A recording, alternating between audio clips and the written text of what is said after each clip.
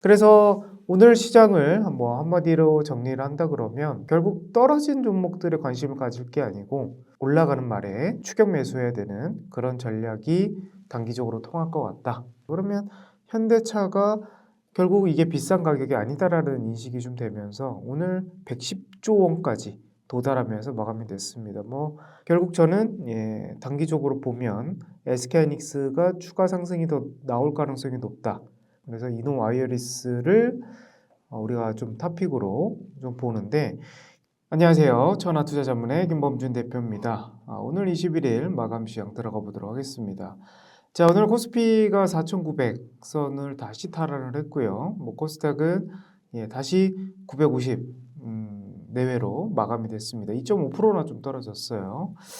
자, 아까 코스피가 올해 유독 좀 강한 모습을 좀 보였었는데 코스닥이 한 번 정도는 따라가지 않을까 우리가 항상 그렇게 바라보고 있었지만 올해 상반기 1월 스타트는 코스피에서 계속 좀 이어가는 모습이 계속될 것 같습니다. 지금 분위기로 봤을 때는요. 그래서 코스피 쪽의 섹터들을 우리가 관심 있게 가져야 될 것 같고 결국 조금 리스크하지만 많이 떨어진 종목이 아니고 가는 말에 올라타야 되는 그런 전략이 이번 1월 그리고 2월 전략이 좀 되지 않을까 싶어 보입니다.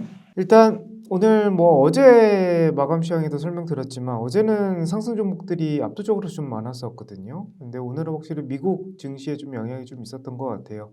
중소형주들이 외국인 매독세로 하면서 약 2천여 종목들이 다 좀 떨어져서 마감이 좀 됐고 대만과 일본 증시도 뭐 떨어져서 마감이 됐습니다. 뭐 중화권 증시 정도만 보합권 정도로 유지가 됐고 대부분은 좀 약세 흐름이었다. 근데 이제 오늘 저녁에 이제 미국 증시가 좀 올라가고 있다 보니까 내일은 이제 기술적 반등을 한번 염두에 보는 그런 전략이 좀 필요할 것 같고요. 자, 오늘 이제 코스닥이 왜 이렇게 많이 좀 떨어졌나? 뭐 사실 저도 좀 답답하고 많은 분들이 좀 걱정하실 텐데 역시 알테오젠이 40만 원을 결국 이탈을 했습니다.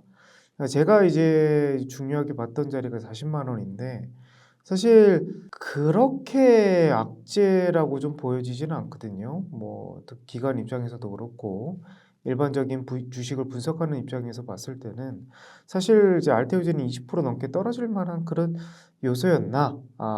그건 아니었지만 시장 자체가 지금 로봇, 우주항공으로 더 쏠릴 수 있는 메리트가 더 컸던 것 같아요. 그래서 알테오젠이 고평가는 아니지만 일단 계약 규모 1조 원이 안 되는 3천억대의 규모와 그리고 로열티 부분에서 그렇게 크지 못했던 부분이 조금은 좀 아쉬웠던 흐름인 것 같습니다. 그래서 알테오젠 주주분들은요, 사실 지금 이제 싸다고 저점에서 매수 들어가기보다는 재차 지지 라인을 이제 저항 라인이 된 40만 원 이상으로 올라오기 전까지는 관망하는 단계가 좀 중요해 보일 것 같습니다. 그래서 코스닥은 당분간은 이제 로봇이나 우주항공, 반도체 이런 업종들 위주로 좀 더 보시는 게 나을 것 같습니다. 자, 그러면 오늘 떨어졌던 업종들이 있고 역시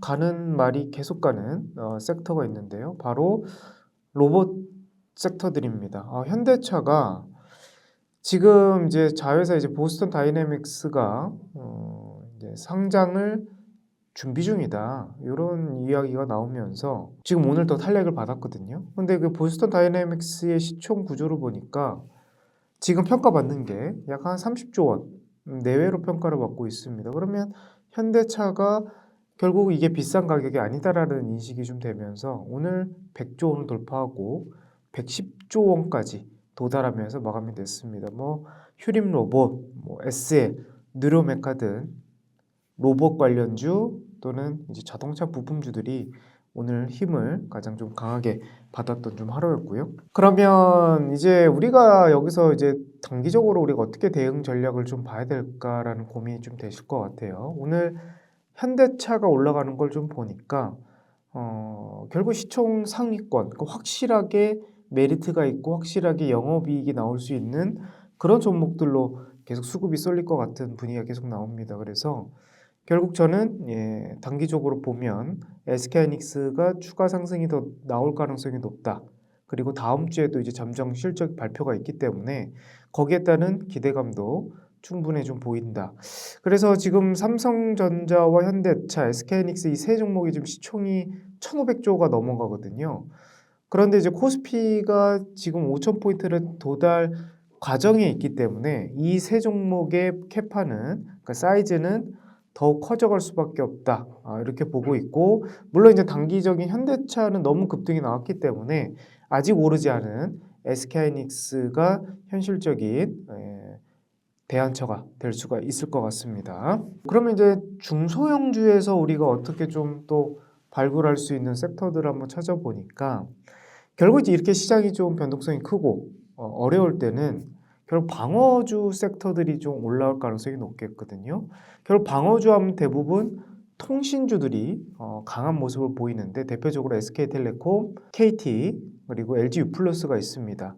하지만 섹터 측면에서는 안정적인 걸 확인하고 나서 그리고 이제 중소형주로 이제 탑다운 형식으로 이제 내려가 보면 결국 5G 통신 부품주들이 떠오를 수가 있겠거든요. 지금 올해 2026년도 미국 주파수 경매가 시작이 됩니다. 2022년도 이후로 거의 4년 만에 다시 나오는 경매라서 재료 측면에서 좀 큰 것 같고요. 그래서 이노 와이어리스를 우리가 좀 탑픽으로 좀 보는데 결국 여러 이제 재료가 있긴 하겠지만 일단 LIG 넥스원 방산 기업이 이 이노 와이어리스의 2대 주주라는 점이 가장 큰 메리트가 있을 것 같고요.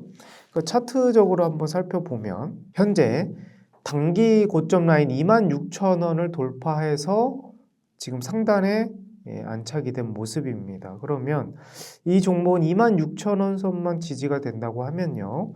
단기적으로 30,000원 이상까지도 올라갈 수 있는 그런 차트 패턴이 될 수가 있겠습니다. 그래서 오늘 시장을 한마디로 정리를 한다 그러면 결국 떨어진 종목들에 관심을 가질 게 아니고 올라가는 말에 추격 매수해야 되는 그런 전략이 단기적으로 통할 것 같다라고 좀 말씀드리면서 내일 다시 시황방송에서 찾아뵙도록 하겠습니다. 감사합니다.